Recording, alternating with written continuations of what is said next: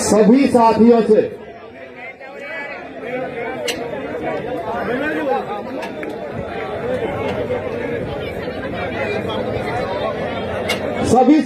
से मेरा निवेदन है कि थोड़ा सा अनुशासन में हो जाए।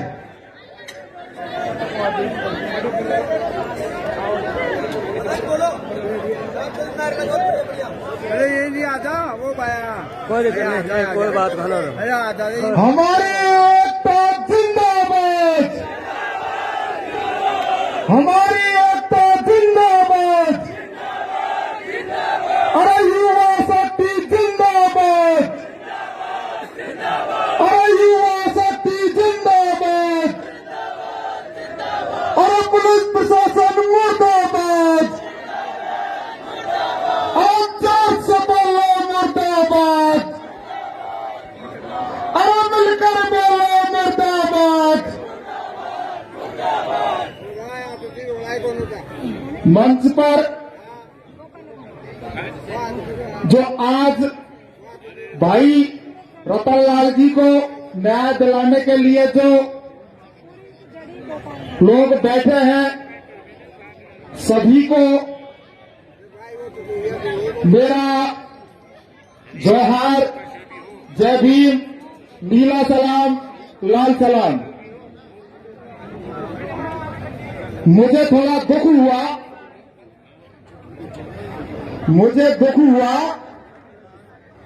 कि इस तरह से न्याय की लड़ाई नहीं लड़ी जाती। आंदोलन बहुत किया है, लेकिन इस तरह से न्याय की लड़ाई कभी जीती नहीं जाती। ये आप लोगों को समझना होगा। आप सब संविधान मानने वाले लोग हो या नहीं हो? अनुशासनात्मक लोग हो? क्योंकि संविधान को मानते हैं तो संविधान के दायरे में रह करके हम आंदोलन करते हैं और उस आंदोलन को जीतते हैं। किसी भी आंदोलन को जीतने के लिए, किसी भी आंदोलन को जीतने के लिए, मांग मनवाने के लिए उस आंदोलन में दो बातों का होना बहुत जरूरी है। पहली बात कि उस आंदोलन में सामूहिकता हो, टीका टिप्पणी नहीं हो कि कौन भाई कमजोर है, कौन मजबूत है। हम सारे जम्मा रामगढ़ के लोगों के साथ खड़े हैं। हमारे साथ जो लोग जम्मा रामगढ़ के खड़े हैं उनको बहुत बहुत तहे दिल से मेरा धन्यवाद। दूसरी बात, आंदोलन हमेशा संवैधानिक होना चाहिए, संविधान के दायरे में होना चाहिए। और तीसरी बात, आंदोलन अनुशासनात्मक होना चाहिए, क्योंकि आंदोलन को खत्म करना हो तो असंवैधानिक बना दो, अनुशासनात्मक बना दो, जिससे कि वो आंदोलन स्वतः ही खत्म हो जाए। हमको ये आंदोलन जीतना है, हारना है। तो ये आंदोलन, मुझे ये विश्वास दिलाओ आप कि पूरे संवैधानिक तरीके से और अनुशासनात्मक तरीके से करेंगे, क्योंकि आंदोलन बहुत किए हैं, बहुत जीते हैं। आंदोलन ऐसे भी किए हैं जिसकी सरकार की जय हो गई। मेरे ऊपर 28 मुकदमे दर्ज हुए थे काकरी डूंगरी प्रकरण में, जो इतिहासों में दर्ज आंदोलन है। अभी मैं 32 दिन जेल काट करके आया हूं उसी मुकदमे में। मेरे साथी रतनलाल को न्याय दिलाने के लिए एडवोकेट मान सिंह जी, बड़े सौभाग्य की बात है। मुझे खुशी हुई, मुझे गर्व हुआ कि आज हमारा अधिवक्ता, आज हमारा वकील हमारे साथ मिलकर के खड़ा हुआ है। ये सरकार और ये प्रशासन क्या जो हमारी बात नहीं माने, हलक पकड़ करके इस बात पे मनवाएंगे। इतने मजबूती मिलती है वकीलों से, अधिवक्ताओं से, हमें खुशी है। हमें आप अपने आप को इतना कमजोर मत समझो। बहुत लोग कह रहे थे कि यार भीड़ बहुत कम है।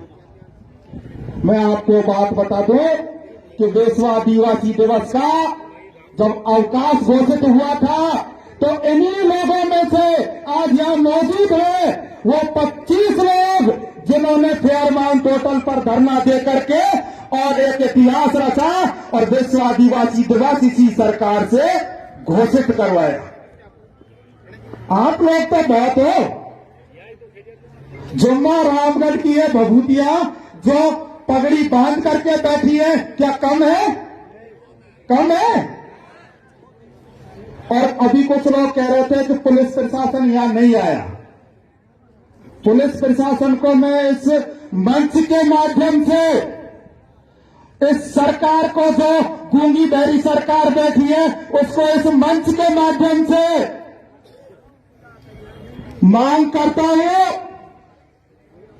कि जो रतनलाल के साथ अन्याय हुआ, पहली मांग है कि जो असली दोषी है, चाहे वो एमएलए का भतीजा हो, चाहे वो मुख्यमंत्री का बेटा ही क्यों ना हो, उसे गिरफ्तार किया जाना चाहिए तुरंत।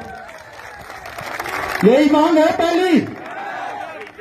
दूसरी मांग, जिसने रतनलाल मीणा को 1 महीने के लिए झूठे मुकदमे में फंसा करके और जेल भेजा, उस सीओ को तुरंत निलंबित किया जाना चाहिए। जांच बाद में होगी। ये दूसरी मांग है। तीसरी मांग, जिस दिन मैं लाइव देख रहा था, रोड जाम हुआ, जुम्मा रामगढ़ के बहुत लोग वहां थे मौजूद। वहां पर समझौता हुआ और उन्होंने कहा कोई मुकदमा दर्ज नहीं होगा तो मैं 10 दिन का हमें समय दे दो, हम दूध का दूध और पानी का पानी कर देंगे। लेकिन हमेशा मैं बता दो कि पुलिस के अधिकारी झूठे होते हैं। मेरे साथ 5 समझौते किए थे, 5 में बाद में मुकदमा दर्ज किया। इसलिए मैं कभी पुलिस वालों पर विश्वास नहीं करता हूं।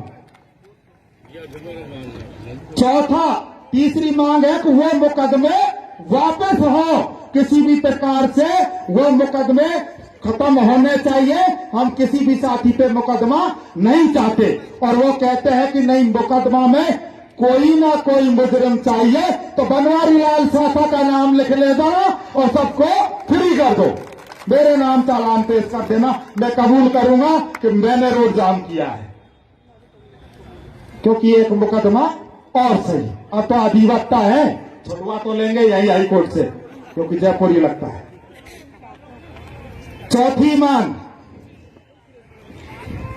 मांग, जिस परिवार के साथ में घटना हुई, उस परिवार को, क्योंकि गरीब परिवार है, जान और माल की हानि का डर है, उस परिवार को सुरक्षा मिलनी चाहिए जब तक कि परिवार अपने आप को सुरक्षा में महसूस करे।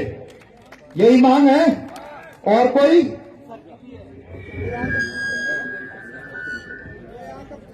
और मांग पत्र के लिए जो भी और मांगे होंगी सब बैठ करके कमेटी डिसाइड कर लेगी। मेरा आपसे, जुम्मा रामगढ़ के लोगों से और जो बाहर से आए सबसे यही निवेदन है कि कमेटी कहेगी,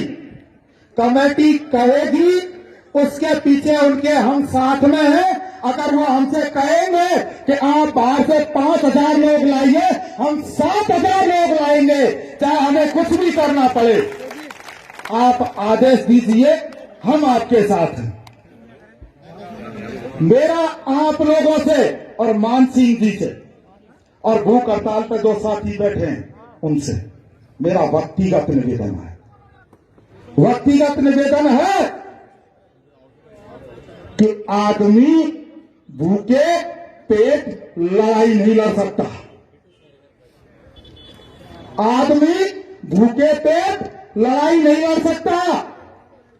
साथी ने फैसला लिया, आज इन 4 दिन हो गए, 4 दिन हो गए उन्होंने अन्न का दाना नहीं खाया। और जब फैसला कमेटी के ऊपर छोड़ ही दिया है, तो मैं आप लोगों से यह पूछना चाहता हूं और यह कहना चाहता हूं, निवेदन करना चाहता हूं कि यह गूंगी बहरी सरकार है। हम लठ लड़ेंगे, हम खाकर के लड़ेंगे। मैं ये चाहता हूं कि मेरे भाई को भूख हड़ताल खत्म करके और इस प्रशासन से लड़ाई लड़नी चाहिए। क्या आप लोग चाहते हैं? क्योंकि भूख हड़ताल वो लोग उस स्थिति में की जाती है जब हम कम लोग होते हैं। आज पूरा समाज, पूरे युवा आपके साथ खड़े हैं। हम ये चाहते हैं मान सिंह जी, ये मेरी मांग है, ये युवाओं की मांग है कि आप खाकर के, क्योंकि बोलने में भी एनर्जी नहीं होती, दिमागिक क्षमता भी कम हो जाती है, क्योंकि मैंने 7-7, 8-8 दिन भूख हड़ताल की है। और हम इस आश्वासन पे प्रशासन को कतई माफ नहीं करेंगे, क्योंकि हम कार्रवाई तक यहां डटना चाहते हैं। मेरा आपसे निवेदन है, अगर आप सारे युवा चाहें और ये लोग चाहें,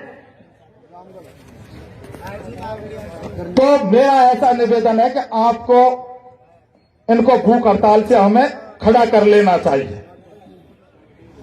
सारे लोग सहमत हो? और कमेटी कहेगी और कमेटी निर्णय ले लेगी। और अगर ये निर्णय नहीं लेते हैं तो फिर हम कुछ साथी बात करके हम भी इनके साथ में फिर भूख हड़ताल पर बैठेंगे। लड़ने वाले लोग तैयार कर लेना। Thank you very much. बहुत बहुत धन्यवाद बनवाल जी। मैं